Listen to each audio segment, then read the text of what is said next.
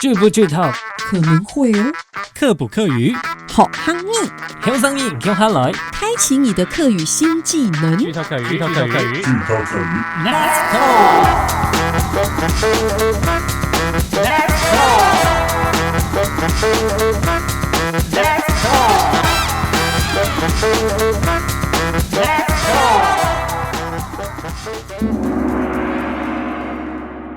一颗离子姐姐是。之前我们介绍了很多不同的影视作品类型，有 YA 校园喜剧，有科幻类型，有律政类型，还有运动、人物传记、恐怖鬼片。但是有一种非常受到欢迎的电影类型，是我们还没有介绍过的。对，这种类型呢叫做犯罪电影。噔噔噔噔，我跟你讲，介绍犯罪电影我超兴奋的，听得出来。这类型的作品也被称为警匪片或警匪电影。我要好好来说一下，这个剧情通常呢是警察为出发点，侦办案情，阻止犯罪行为，像是我们熟知的布鲁斯威利的终极警探系列。布鲁斯威利帅，真的。布莱德比特的火线追缉令，布莱德比特超帅，更帅了。安东尼霍普金斯的沉默的羔羊系列，安东尼霍普金斯respect。 你真的过分呢。毕竟他有年纪了。这些都是非常典型的犯罪电影。是，但是就在1972年诞生了一部经典的作品，教父 Godfather。 我超激动的。 Godfather。他是意大利美国作家马里奥普佐在1969年出版的同名小说，被电影公司买下版权拍成电影。我觉得这个 IP 买的真的太好了，因为没想到教父 Godfather 就创造了犯罪电影的新类型。但是呢，教父这2个字因为现在有牛排馆，它取名也取得很好，跟它一样，所以大家在 Google 的时候不要查错了。真的真的。对，如果你在网络上搜寻教父啊，通常都会出现牛排馆，所以呢，大家那个关键字一定要加上电影2个字，教父电影 ，OK？ 对，另外呢，教父 Godfather 呢，我觉得让犯罪电影呢也多了一种新的分类，就是我们现在熟悉的黑帮电影。对。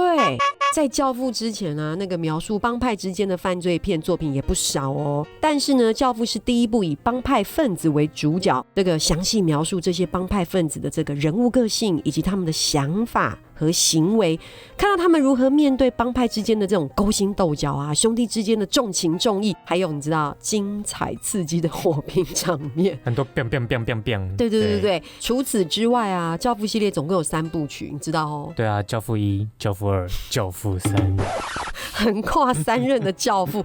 他可以说是把整个意大利移民家族的血泪史结合了当时的美国梦，是大时代底下的缩影，史诗级的黑帮电影，我觉得真的是无人可以超越。所以我今天要介绍教父，我自己真的太激动了。真的，你好激动哦！无人可以超越。在网络上呢也有提到连真实黑手党的人在观看《教父》这部电影的时候，都会不禁说：“这就是我们的生活。”可是我觉得这听起来有点矛盾这种生活这样是好还是不好，我也不是很清楚。总之呢，在《教父》这个系列成功之后，有越来越多人开始来拍黑帮的电影啦。好啦，说了这么多，当然一定要来分享的就是《教父》系列。我个人非常喜欢的就是《教父》的第1集，超级好看，但是它超级长。对，有多长呢？跟印度电影一样长。它真的很长。我告诉你它多长，它长达175分钟，是不是很长？不过说到这《教父》荣获美国电影协会100大电影的第2名， IMDB 史上最佳250部电影名单中排名第几？第2，仅次于《刺激1995》。我也超爱《刺激1995》的 Tim Robbins， 当时他是我的偶像。那我跟大家来小小补充一下这个 IMDB 它是 Internet Movie Database。那它的全名呢是网络电影资料库，它和烂番茄网站一样，是大多数的影迷呢常常会透过这个来参考电影好不好看的依据。哇，好的，回到《教父》，大家知道吗？它也是电影相关科系列为教科书等级必看的电影。然后怎样？《教父》第一集，今年是上映的第51年了，噔噔噔噔，这也是我们第一次介绍，年纪比我们大的作品呢。真的哦，那我们就来，应该是吧？对你来说，我是啊，我是好吗？没礼貌。好啊，我们就来介绍一下它的剧情。Let's talk。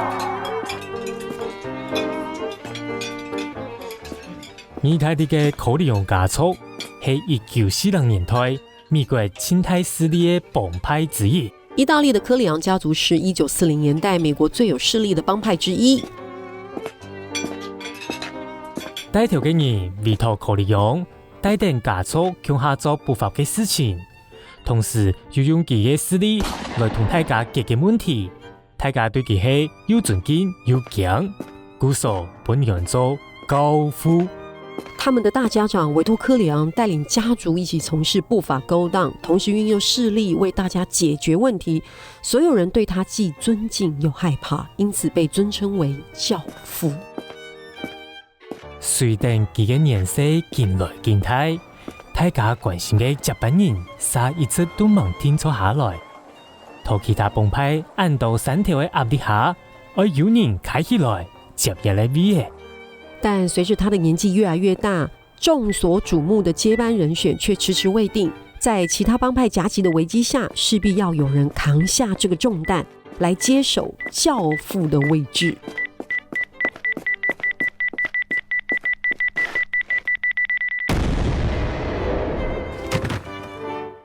一直到委托科里昂本人沒有睇，做上一件幫派同幫派之間就會變起來。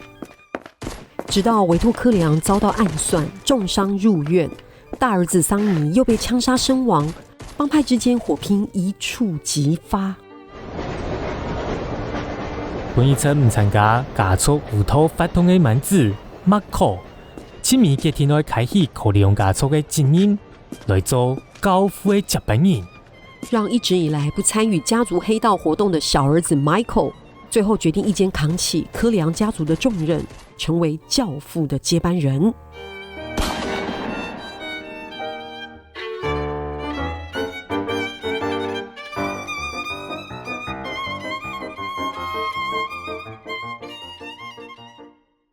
在这电影中呢，科里昂家族设定呢是参考全球最有名、历史最悠久的帮派，就是来自意大利的西西里岛。西西里岛，没错，是不是想来一杯 Espresso Romano 呢？超想喝。还是你想要学客语的意大利怎么说呢？怎么跳到这？不是应该的吗？这意大利的客语呢，就是意大利啊。好，那我也来一下海陆腔，意大利。对，那大家呢要注意一下哦，这个客语的意大利呢，它的“意”这个字跟数字1、2、3、4的2，那个2的发音是一样的，意大利。海陆腔，意大利。所以要小心，不要念错哟。是的，那刚刚说到西西里岛嘛，对不对？西西里岛在一个很重要的位置哦，因为它是意大利南部的岛屿，位于意大利半岛与非洲大陆交接处，正好是地中海中心，被称为地中海的十字路口，极具那个战略跟经济价值，是兵家必争之地。这个政权动荡，历经了希腊、罗马、拜占庭、阿拉伯、西班牙、奥地利等政权，直到1861年才加入意大利王国。我觉得听你这样讲完之后，我有点想要去意大利的呢。一定要啊！对，你看这西西里岛，我刚刚看照片，哇，风光明媚，历史悠久啊！除了有丰富的美食，虽然我现在举不出来，但是呢，最重要的是，它是黑手党的故乡。我就想到，我可以穿着这个黑手党的制服在那边晃来晃去，哦，就觉得很帅，而且啊还要梳着油头，对不对？另外，请问一下，今天一颗梨子姐姐，你的服装是怎么回事？你现在才发现哦，因为今天我们要特别讲这个教父这一集啊，我今天是穿黑裤子、黑西装，你看我是多正式的来讨论这个教父的这个电影。哇，你今天根本就是 Godmother 啊！谢谢啊，不好意思 ，God Auntie 也是可以啦。我们这样对听众好吗？放尊重一点点。好啦，今天很有诚意的穿着西装来，顺便录音一下，真的录这个教父这一集哦。是的。好啦，回来。听说你去过意大利是不是？我跟你讲，意大利是一定要去的啊！如果你问我去欧洲国家要先去哪，意大利我一定把它列在 A+ 的。哇，一定要去的地方，对不对？我们刚刚说到西西里是黑手党的故乡，对不对？你知道这是有渊源、有故事的。那是因为西西里人民总是受到外来统治者的压迫，为了对抗统治者，他们是以家族为单位，行侠仗义，帮助弱小民众。只要哪里有不公不义，他们就会在那里出现，所以形象其实很良好，是博得大家的尊重哦。据说这就是黑手党的起源。有没有很像那个廖天丁？谢谢。你知道我会这样反应是不是？好，我们回到我们的教父。你知道这个为什么取名叫教父吗？我来讲一下哈。教父这个称谓呢，是源自于天主教跟基督教这个担任新教徒接受洗礼时的男性监护人。讲简单一点，就是说，通常会请教会内虔诚有名望的教徒来担任，那他就有责任来监督、保护受洗者的宗教信仰和行为啊，就像是父亲对待女儿一样。所以在黑手党中也是这样尊称他们的领袖。电影中的这个教父啊，维托科里昂，你知道他势力大到黑白通吃，那大家透过他瞧事情或者是寻求保护，有没有？就会尊称他一声爸。等一下，是领袖，然后像爸爸对待女儿一样，可是他们不是叫爸，不是叫爸，是不是？是，好，是叫 Godfather。对，教父。对。那教父的电影开场，我觉得也蛮有趣的哦。他被誉为呢是影史上最棒的开场之一。你看开头就是科里昂家族的一场婚礼。对，我们可以看见呢，维托科里昂穿着西装笔挺，帅在那边，对，真的是很难想象他是一位帮派的头哦。然后呢，重点是呢，有很多人会借着来参加婚礼，对，其实是要来请我们的教父。来请教父干嘛呢？来帮他们瞧事情，不是瞧骨头，也不是整腹哦，瞧事情。OK， 那因为呢，科里昂家族呢，其实他们不缺钱，对，所以呢，瞧事情呢，他们通常不是以金钱衡量，而是以人情来计算。不过说真的，这才恐怖，因为人情债才是最难还的东西。说到这这个教父如果同意帮你瞧事情，他就会让你亲吻他的手背。会这样吗？等一下，你刚亲的是蛮大声，我是觉得 OK， 但是那个是什么？那个很像是喝完可乐的声音你刚那个是不是有一个对， okay， 差不多。这个亲手背呢，就表示他同意，是不是很有礼貌、很 gentle 当时导演选择马龙白兰度来饰演这个维托科里昂呢，这位演技派的男星呢，他认为呢，这个科里昂家族的大家长不用外表很凶狠，也不用处处放狠话，所以呢，他演出的这个维托科里昂呢，这个讲话是很慢、很低沉，有一种声音很慢、很低沉。对，有一种不怒而威的感觉。还有这个教父呢，这个非常重视家人。例如像电影里面，当摄影师准备在婚礼上拍大合照的时候，小儿子迟到嘛，你有没有印象？有，对不对？他就要等到全家到齐才拍。为什么？因为家人一个都不能少。还有像电影中也会有很多什么全家一起吃饭啊，跟孙子在院子里面玩耍这些情节，你就会有一种感觉，就是让一位叱咤风云的这个帮派老大变得有血有肉，并不是那种刻板印象中的整天那边逞凶斗狠。对，感觉人很 nice， 很想跟他加个什么脸书好友啊，对不对？加赖，换个 IG 啊，对，可以。这个马龙白兰度呢，他也因为这个角色还得到当年的奥斯卡男主角哦。真的。了。对，另外呢，《教父》这部电影呢还没上映的时候，我跟你说，有很多的意大利移民出来抗议反对。对。那他们认为呢，这是在抹黑意大利的移民。那他们也会担心大家会误会。结果对，没想到上映后造成轰动。当时的抗议人士呢也渐渐不见了。说到这，电影中有很多教父对儿子耳提面命的台词，也都被视为金句哦，而且充满了教父的智慧。让我们来举例一下。我来说吗？对，你先说英文的部分，谢谢。Don't let anybody know what you are thinking. OK， 永远不要让别人知道你真实的想法。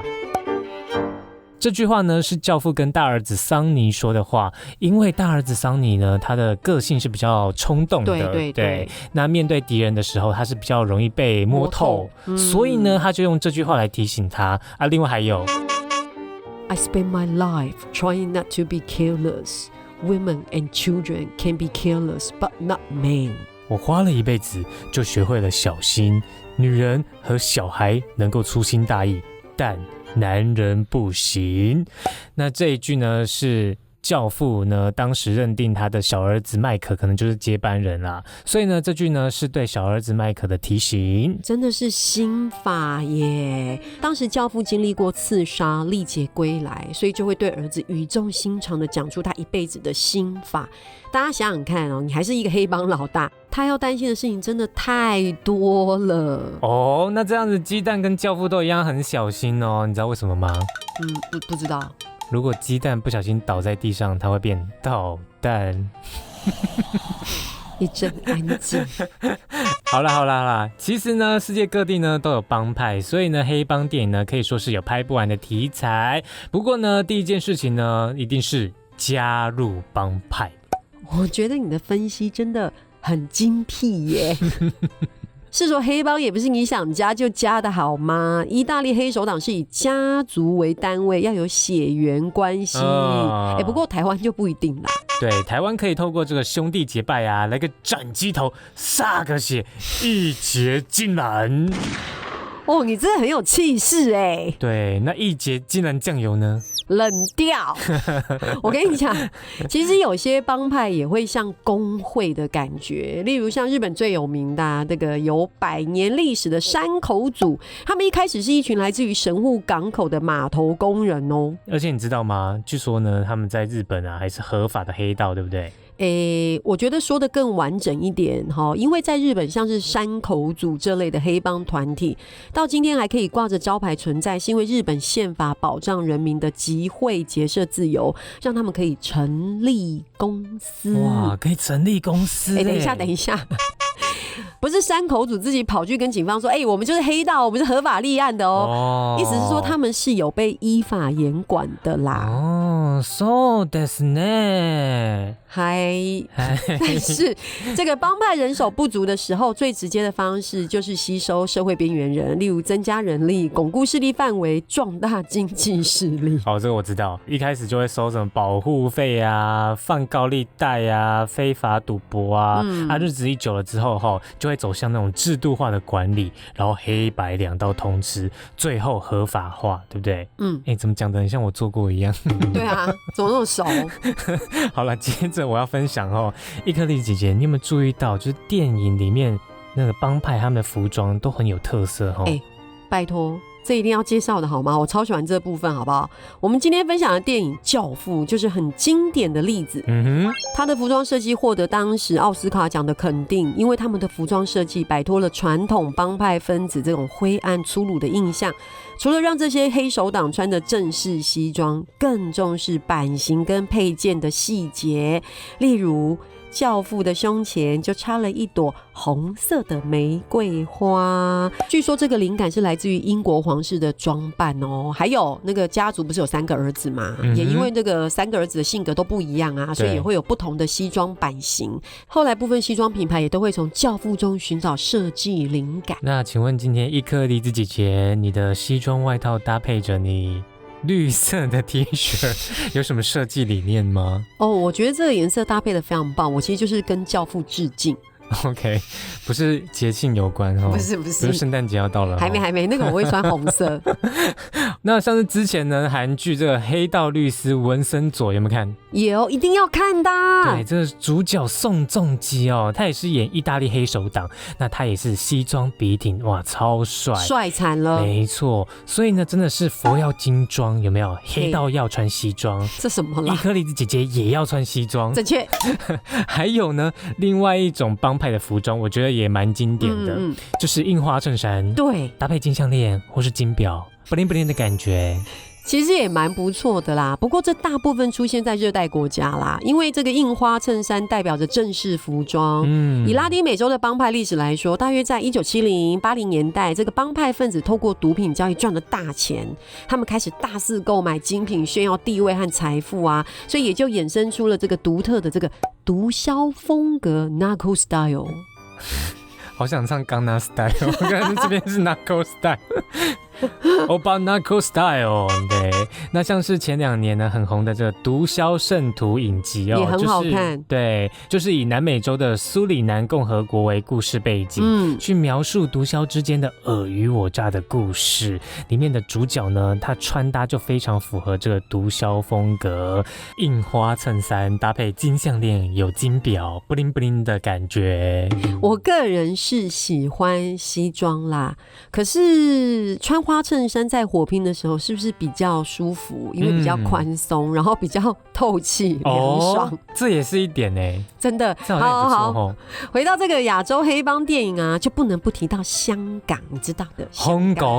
香港黑帮电影真的是自成一格，甚至风靡全球。我分享一个非常经典的例子，各位听众，你不要告诉我你没看过，那就是1986年吴宇森导演、周润发跟狄龙主演的《英雄本色》。哇塞，超经典的呢！对啊，一定要看一下的啊！它充分发挥了经典黑帮电影元素，好不好？对，我来跟大家复习一下哈，不外乎就是帮派之间的勾心斗角，兄弟之间的重情重义，还有精彩刺激的火拼场面。这听起来很普通，不过说真心的，看这个香港的黑帮电影，不过就是这3点让大家觉得一定要看。没错，重点来了。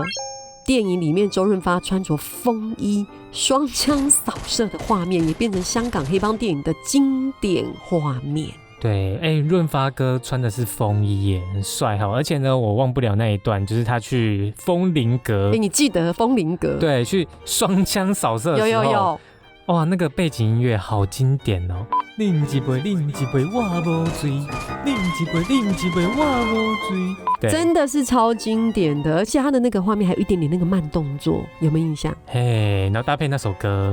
所以呢，《英雄本色》催生了大量的黑帮枪战片，甚至成为香港主流的动作类型电影。对，我这个年代呢，也有蔚为风潮的黑帮电影，就是漫画改编的《古惑仔》系列。这超多。我陈浩南出来混这么久，全靠3样东西：够狠、义气、兄弟多。还有嘞。铜锣湾只有一个浩南，就是我陈浩南。这个当时这些台词啊，大家都朗朗上口。对，真的，而且还会自己替换。对，自己来举例，比如说什么全台北只有一个凯翔，就是我阿凯翔。真的。可是《古惑仔》系列啊，1996年在香港上映后票房非常好，出了6部曲，还有好几部外传。我真的觉得看都看不完。像是有《古惑仔之人在江湖》，古惑仔2之猛龙过江，古惑仔3只手遮天，古惑仔4战无不胜，古惑仔5龙争虎斗，古惑仔6胜者为王。跟哈利波特一样出了6集耶。我觉得不一样只有6集一样而已。而且呢，古惑仔系列的英文名字我觉得也很直接，很可爱，叫做 Young and Dangerous。 正确，真的很符合古惑仔的形象，年轻又危险。对， Young and Dangerous。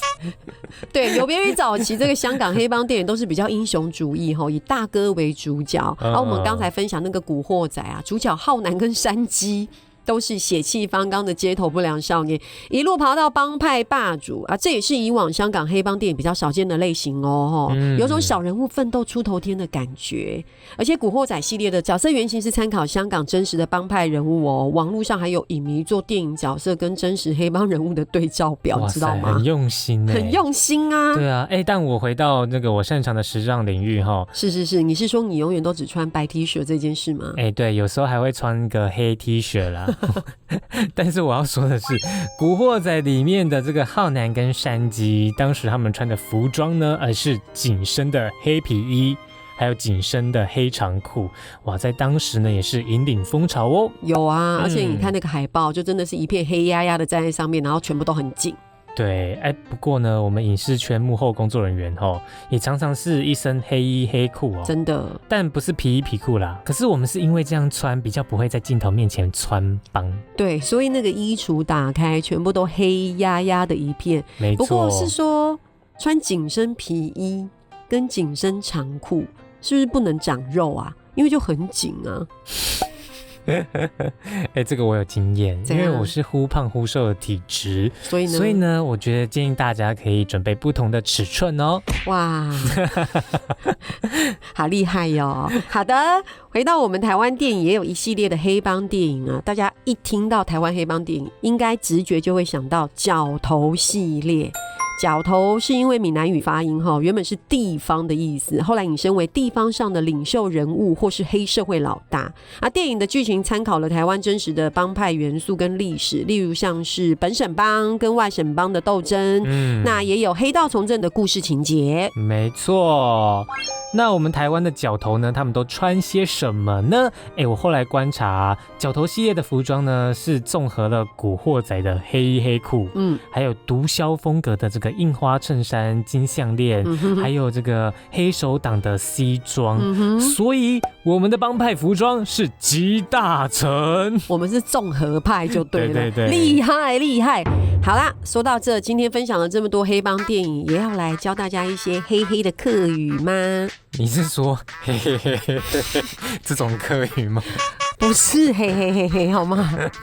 是跟黑有关的客语。好啦，让我们来分享一下黑白两道。不是黑白两道，是黑白颜色的客语。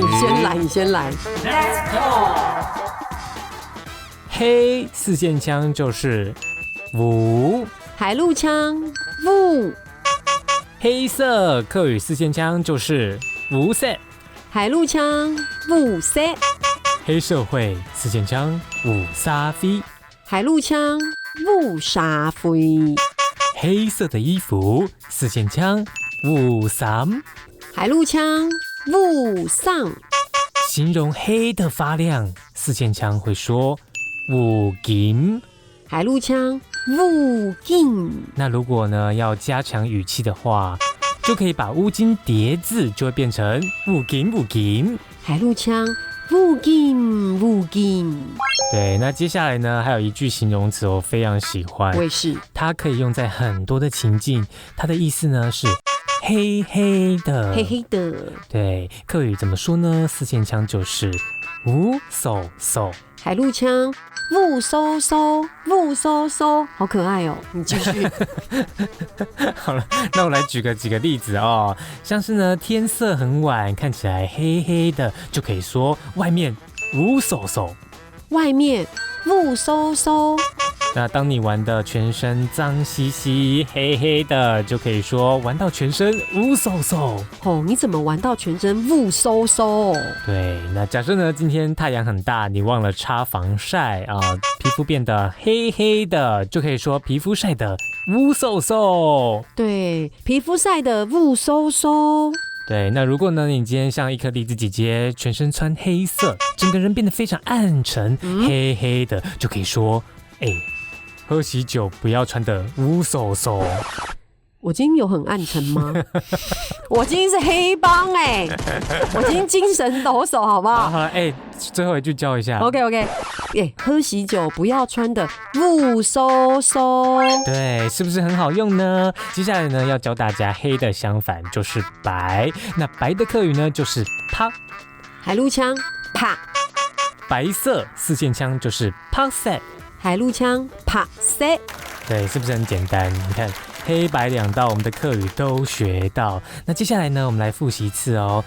黑的客语四线枪五，海陆枪五，黑色四线枪五色，海陆枪五色，黑社会四线枪五沙飞，海陆枪五沙飞，黑色的衣服四线枪五三，海陆枪五上，形容黑的发亮四线枪五金，海陆枪五金，想要加强语气四线枪可以说五金五金，海陆枪五金五金。刚刚学到的形容词黑黑的四线枪就是五嗖嗖，海陆枪五嗖嗖，黑的相反就是白，白的四线枪客语就是啪，海陆枪啪，白色四线枪 Pakset， 海陆枪啪塞。对，这就是我们今天学到的客语。我觉得今天学的客语其实又实用又好玩，也算很好学。黑白黑白，我胜利。不怕不怕不嗖嗖，我乱编的，我乱编的。好啦，如果大家呢想听到我们推荐什么影视作品，欢迎找到我们的剧透客语 IG 留言给我们哟。记得订阅克普拉斯收听剧透客语 Let's talk 我们下次见，张磊撩，拜拜。